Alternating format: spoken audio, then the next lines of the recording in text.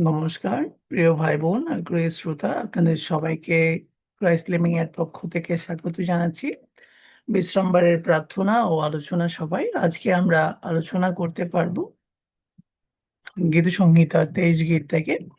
দাউদের এই গীতটি আমাদেরকে ঈশ্বর আমাদের যেকোনো প্রয়োজনের সময় যে উত্তম বিষয়গুলো যোগাবেন এবং তার উপর আমরা যে নির্ভরতা বজায় রাখতে পারি, সেটা গীতরচকের জীবনে যেমন সফল হয়েছিল, তেমনি আমরাও আমাদের জীবনে সেটাকে কিভাবে কাজে লাগাতে পারি সে বিষয়ে একসাথে দেখব।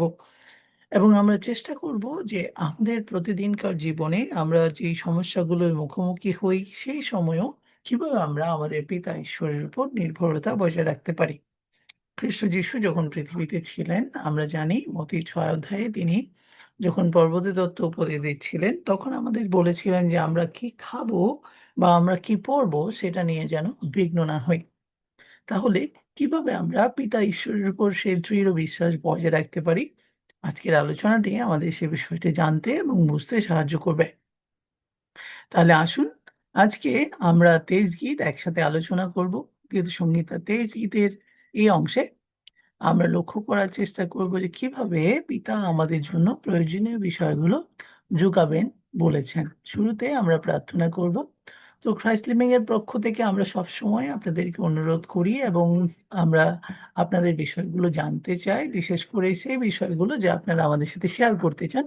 ক্রাইস্ট লিভিং যে আইডি রয়েছে, সেই আইডিতে আপনারা প্রবেশ করে আপনারা চাইলে Facebook, লাইন, YouTube, X বা আমাদেরকে ইমেইল করে জানাতে পারেন। এবং সেই সাথে একজন আ খ্রিস্টকে অনুকরণ করে এমন ব্যক্তি হিসাবে কিভাবে আমরা ক্রমাগত ঈশ্বরের নির্দেশন অনুসারে বিশ্রামবার পালন করতে পারি এবং ঈশ্বরকে অনুকরণ করার ক্ষেত্রে খ্রিস্ট যিশুকে তার জীবনকে আমাদের জীবনে কাজে লাগাতে পারি, সে বিষয়ে একসাথে বাইবেল থেকে শিখতে এবং পরিচালিত হতে আমরা একজন ক্রাইস্ট লিভিং এর সদস্য হতে পারি। তা আপনাদেরকে আবারও জানাই, ক্রাইস্ট লিভিং কোনো ধর্মকে বা আ কোনো ব্যক্তির বিশ্বাসকে খাটো করে দেখে না, ছোট করে বলে না। প্রত্যেকের নিজস্ব বিশ্বাস রয়েছে এবং পিতা ঈশ্বর প্রত্যেককেই যে জীবন দিয়েছেন, যে চিন্তা এবং বিবেচনা দিয়েছেন, সেটা তিনি ব্যবহার করবেন। আমরা খ্রিস্টীয় জীবনকে আমাদের জীবনে কাজে লাগানোর ক্ষেত্রে, খ্রিস্টকে অনুকরণ করার ক্ষেত্রে যথেষ্ট প্রচেষ্টা করি। শুধু এইটুকুই আমরা আপনাদেরকে জানাতে চাই, যদি আপনি যেকোনো ধর্মের লোক হয়েও খ্রিস্টকে অনুকরণ করতে চান, তাহলে আমরা আপনার সাথে যোগাযোগ করি, প্রচেষ্টা করি এবং আপনি যখন পরিপূর্ণভাবে সে বিষয়গুলো জানেন ও করতে চান, সেভাবে আমরা পরিচালিত হই। আপনি যেকোনো ধর্মেরই হন না কেন, আমরা একসাথে খ্রিস্টের সেই ব্যক্তিত্বের বিষয়গুলো একজন সৃষ্টিকর্তার কাছ থেকে প্রাপ্ত নির্দেশনা অনুসারে বাইবেলের সেই নির্দেশনাগুলো কাজে লাগানোর ক্ষেত্রে প্রচেষ্টা করতে পারি। তাই এই ক্ষেত্রে আমরা কেউ ছোট বা বড় নই। আমরা সবাই একটা পরিবারের অংশ, ঈশ্বরের পরিবারের অংশ।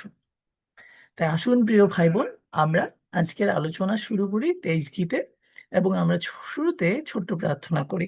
যদি আপনাদের এই বিষয়ে আরো কোনো প্রার্থনার বা প্রয়োজনীয় বিষয় থাকে, আপনারা আমাদেরকে মেসেজ করে বা কমেন্টসে জানাতে পারেন। সেই তথ্যগুলো আমরা পরবর্তীতে প্রার্থনায় অন্তর্ভুক্ত করতে পারবো। বা ক্রাইস্ট লিভিং সেন্টার এর সাথে যোগাযোগ করার জন্য, আপনার সাথে যোগাযোগ করার জন্য আপনি পৃথিবীর যেকোনো প্রান্তেই থাকুন না কেন, আমরা পিতা ঈশ্বরের কাছে প্রার্থনা করে সেই বিষয়গুলোতে একসাথে প্রচেষ্টা করতে পারি। আসুন আমরা প্রার্থনা করি। আমাদের স্বর্গের ঈশ্বর, আমাদের পালক, খ্রিস্টের পিতা, আমাদের পিতা, স্বর্গীয় ঈশ্বর, তোমার পবিত্র নামের গৌরব হোক।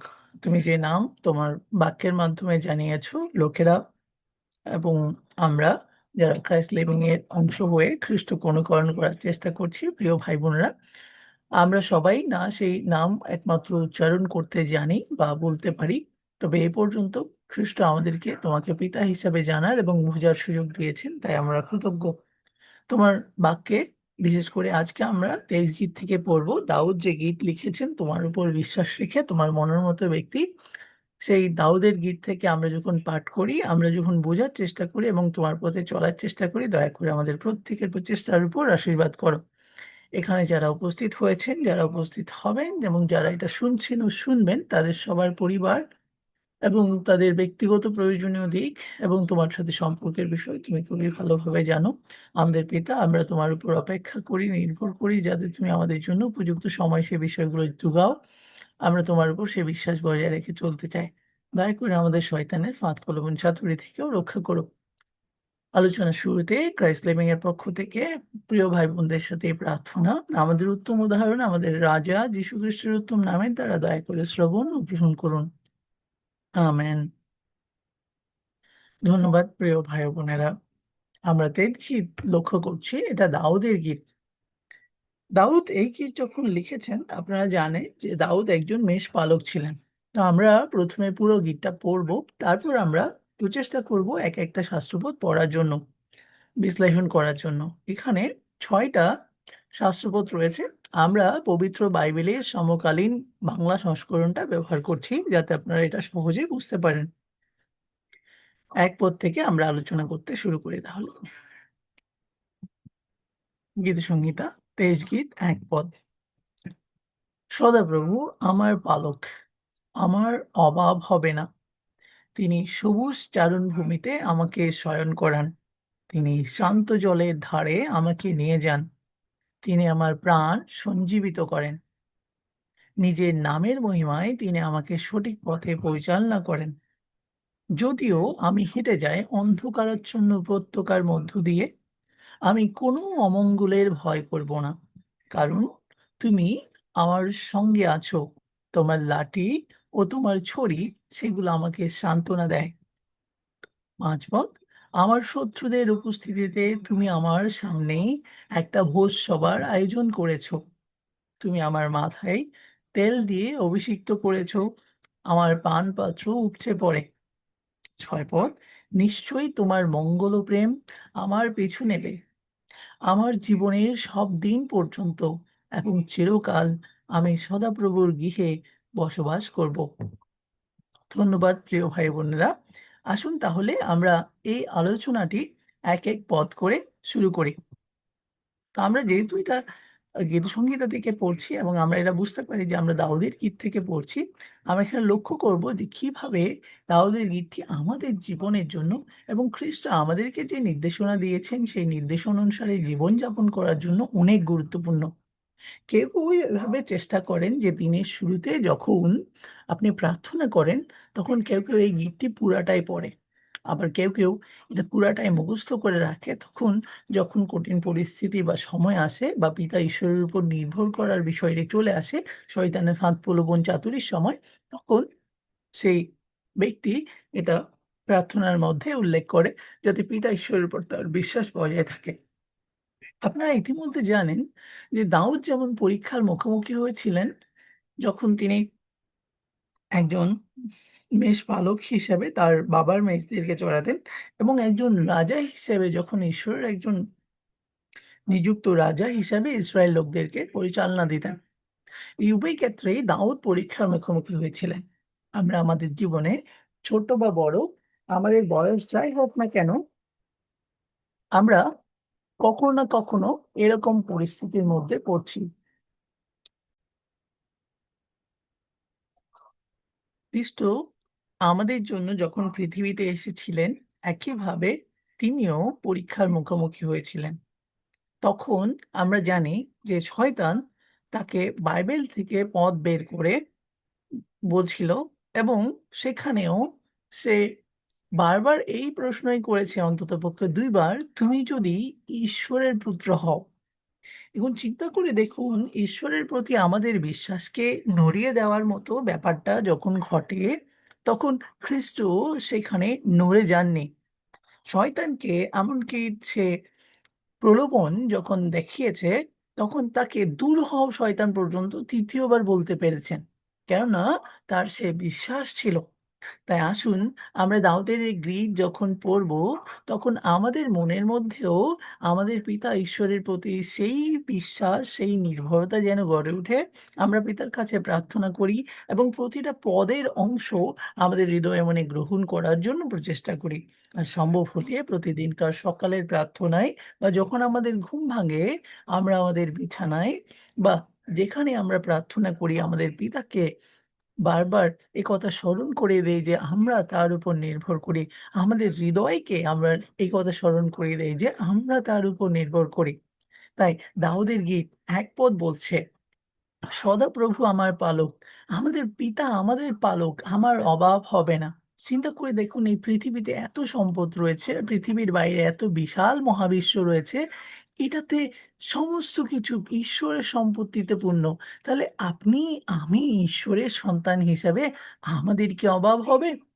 আমাদের কোনো ভাই-বোন ক্রাইস্ট লিভিং এ বিভিন্ন তথ্য বিভিন্ন সময় শেয়ার করেন এবং জানান যে তাদের কোনো না কোনো জিনিসের অভাব হচ্ছে বা সাহায্যের প্রয়োজন হচ্ছে। আমরা কিভাবে আমাদের পরিবারকে সাহায্য করতে পারি? যদি আমরা মানুষ হিসেবে সেভাবে চিন্তা করি, তাহলে আমাদের পিতা কত না অধিক চিন্তা করছেন, তাই না?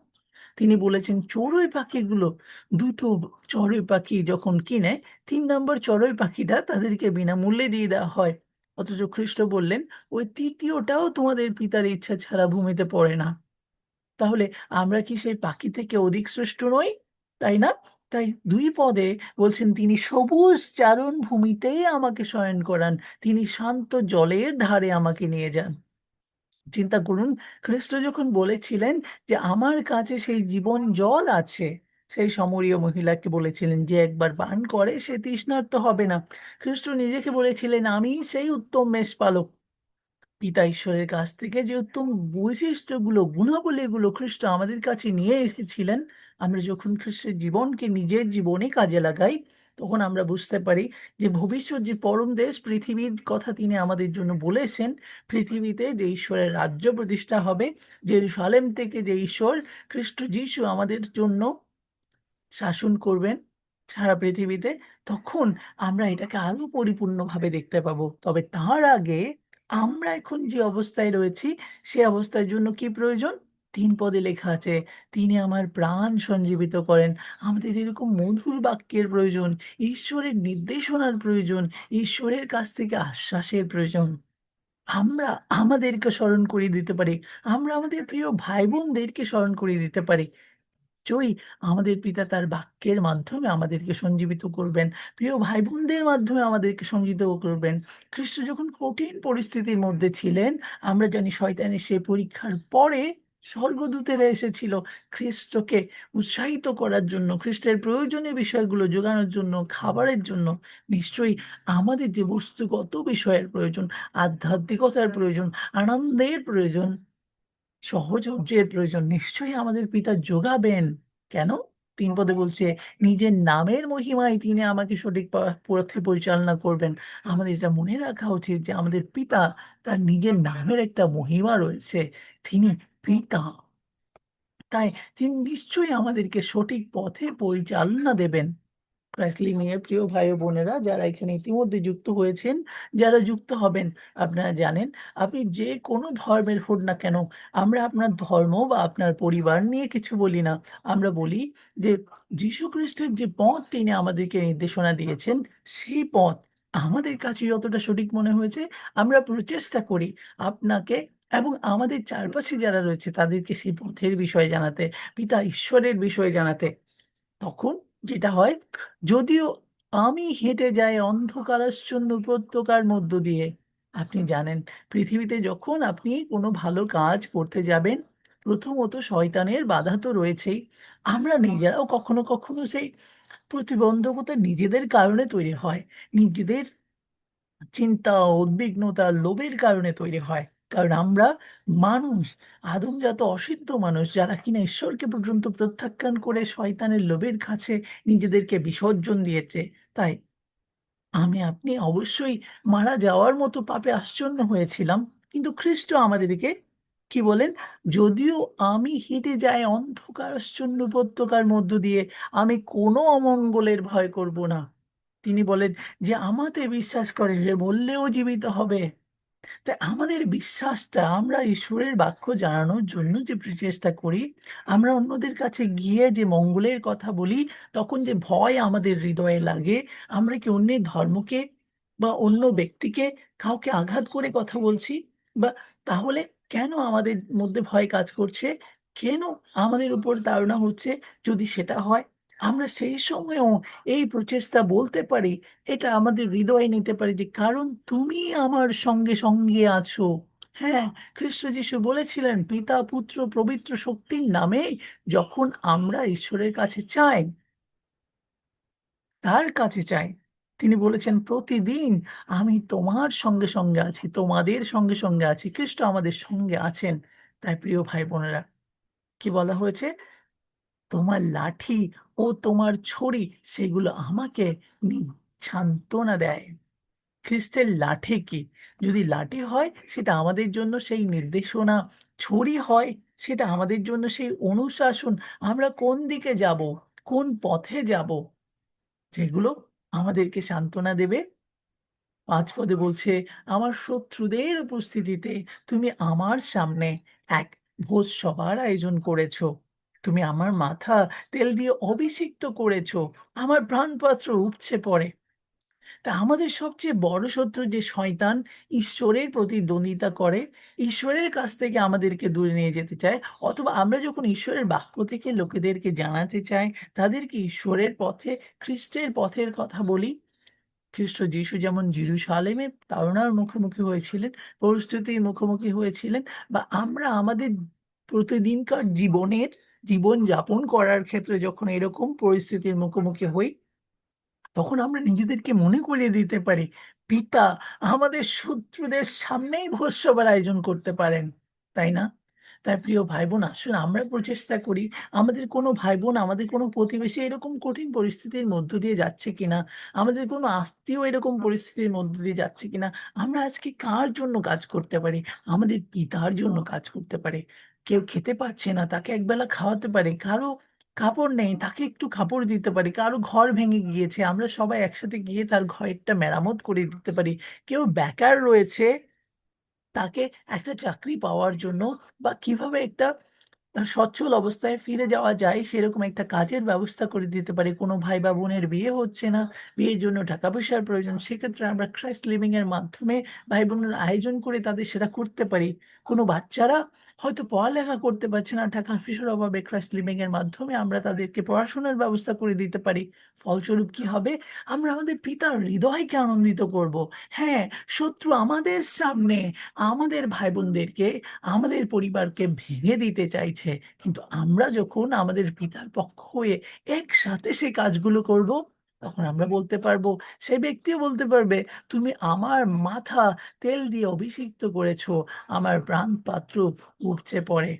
প্রিয় ভাই ও বোন, আসুন তাহলে আমরা প্রচেষ্টা করি ৬ পদের মতো সেই কথাটি যা আমাদের হৃদয়ে মনে খুবই প্রয়োজন। সেটা কি? নিশ্চয়ই পিতা ঈশ্বর, হে খ্রিস্ট যিশু, আপনার মঙ্গল ও প্রেম আমার পিছু নেবে। কারণ আমি আপনার পিছু নিয়েছি। পিতা ঈশ্বরের পিছু নিয়েছি, খ্রিস্টের পিছু নিয়েছি। আমার জীবনের সব দিন পর্যন্ত, এমনকি চিরকাল, যতদিন পর্যন্ত এই পৃথিবী থাকবে, আপনার আমার জীবন থাকবে, খ্রিস্টের শাসন থাকবে বলেছে অনন্তকাল। আমি আপনার গৃহে, হ্যাঁ, এই পৃথিবী নামক গৃহ তিনি আমাদেরকে দিয়েছেন। আমরা বসবাস করব। আমরা পিতার পথে চলব এবং আমাদের যে প্রিয় ভাই-বোন, আত্মীয়স্বজন, পরিবার রয়েছে, তারাও যেন খ্রিস্টের পথ ও নামের শান্তি ও আনন্দ পেতে পারে। আসুন আমরা একসাথে প্রচেষ্টা করি। আপনাদের সবাইকে আজকে এই পর্যন্ত সময় ও সুযোগ নিয়ে শোনার জন্য এবং সাথে থাকার জন্য ধন্যবাদ। আপনারা ইতিমধ্যে জানেন ক্রাইস্ট লিভিং এর প্রচেষ্টা। আপনাদের সবাইকে আমন্ত্রণ জানাই যেন আমরা ক্রাইস্ট লিভিং এর সাথে যারা যুক্ত হয়েছি ইতিমধ্যে এবং ভবিষ্যতে যারা যুক্ত হব, আমাদের চারপাশে যারা রয়েছে তাদেরকে ঈশ্বরের প্রেমে প্রেম করে চলি। আমরা অন্যের মঙ্গলের প্রচেষ্টা করি যাতে পিতা আমাদের জন্য যে মঙ্গলগুলো নিয়ে আসবেন আমরা সেটা অন্যদের সাথে ভাগ করি। আর আমাদের পরিবার, ঈশ্বরের এই পরিবারটি শান্তিতে থাকে, আনন্দে থাকে। আপনাদের সবাইকে ধন্যবাদ। এখন আমরা একসাথে প্রার্থনা করব এবং প্রার্থনা করে আমরা শেষ করব। আপনারা জানেন ঈশ্বরের ১০ আজ্ঞার ৪র্থ আজ্ঞা হলো বিশ্রামবার পালন করে স্মরণ করো। আমরা পিতা ঈশ্বরের বিশ্রামবার প্রতি শনিবার সকাল 10টায় জুমে যুক্ত হয়ে আমরা যে আলোচনাটি করি ক্রাইস্ট লিভিং এর পক্ষ থেকে, সেই আলোচনাটি ইউটিউব চ্যানেলে, ক্রাইস্ট লিভিং ইউটিউব চ্যানেলে সম্প্রচারিত হয়, সেখানে থাকে। এবং জুমে যারা যুক্ত হন তারা সরাসরি সেখান থেকে দেখতে পারেন, অথবা ইউটিউবে আপনারা দেখতে পারেন। আপনাদের মতামতগুলো আমাদের জন্য গুরুত্বপূর্ণ। দয়া করে আপনারাও পিতা ঈশ্বরের পথে চলুন এবং একসাথে আমরা এখন যে প্রার্থনা করব, আসুন সেই সাথে প্রার্থনা করি। আমাদের পিতা, আমাদের ঈশ্বর, তোমার পুত্র খ্রিস্ট যিশুকে আমাদের কাছে পাঠিয়ে আমাদের জন্য অনন্ত জীবনের পথ খুলে দিয়েছো। পিতা, আমরা তোমার পথে চলতে চলতে তোমার নাম ও রাজ্যের পথে চলার প্রচেষ্টা করছি আমাদের প্রিয় ভাই বোনদের সাথে। তাই ক্রাইস্ট লিভিং এখন যারা যুক্ত হয়েছেন এবং ভবিষ্যতে যুক্ত হবেন, এবং আমাদের সমস্ত পৃথিবীব্যাপী যে যুদ্ধ সমস্যাগুলো চলছে, বিশেষ করে বর্তমান সময়ে ইরানের মধ্যে লোকেরা তাদের স্বাধীনতার জন্য যে প্রচেষ্টা করছে, আমরা জানি এই দুষ্টবিধি ব্যবস্থায় আমরা সবাই কোনো না কোনো প্রতিদ্বন্দ্বিতার মুখোমুখি হচ্ছি, ব্যক্তিগত জীবনে, পারিবারিক জীবনে। তোমার বাক্য থেকে আমরা পড়ি, যখন প্রার্থনা করি পিতা, খ্রিস্টকে অনুকরণ করার ক্ষেত্রে যখন আমরা প্রচেষ্টা করি, দয়া করে আমাদের প্রচেষ্টায় আপনি আশীর্বাদ করুন। আজকে আলোচনায় এবং বিশ্রামবার পালন করার জন্য ভাই বোনদের যে প্রচেষ্টা, যারা যুক্ত হয়েছেন, যারা যুক্ত হবেন, তাদের সবার জন্য দয়া করে আপনার পবিত্র আত্মা দিয়ে সাহায্য করুন। আমরা খ্রিস্টের নির্দেশন অনুসারে পিতা, পুত্র ও পবিত্র আত্মার নামে লোকেদেরকে বাপ্তাইজিত হতে, খ্রিস্টের শিষ্য হতে সাহায্য করতে চাই। তাই যে কোনো ধর্মের হোক না কেন, যে কোনো পরিবার থেকে আসুক না কেন, যে কেউ খ্রিস্টের বাক্যকে জানতে চায়, খ্রিস্টের পথে চলতে চায়, আমরা যেন একটা পরিবার হিসাবে পৃথিবীব্যাপী ভাই বোনদের সাথে সে আনন্দ ও শান্তি বজায় রাখতে পারি। দয়া করে হে খ্রিস্ট যিশু, আপনার পবিত্র আত্মা দিয়ে আমাদেরকে সাহায্য করুন। এই পর্যন্ত আমাদের পাপ অপরাধ আপনার কাছে খ্রিস্ট যিশু আপনার মুক্তি মূল্যে ক্ষমা চাই। সমস্ত গৌরব আপনারই হোক। আমাদেরকে এই সুযোগ দেওয়ার জন্য আপনাকে ধন্যবাদ ও কৃতজ্ঞতা জানাই। এই বিনতি প্রার্থনা হে প্রভু যীশু খ্রিস্ট আপনার মূল্যবান অদ্বিতীয় নামের দ্বারা দয়া করে শ্রবণ ও গ্রহণ করুন। আমেন। ধন্যবাদ প্রিয় ভাই বোনেরা।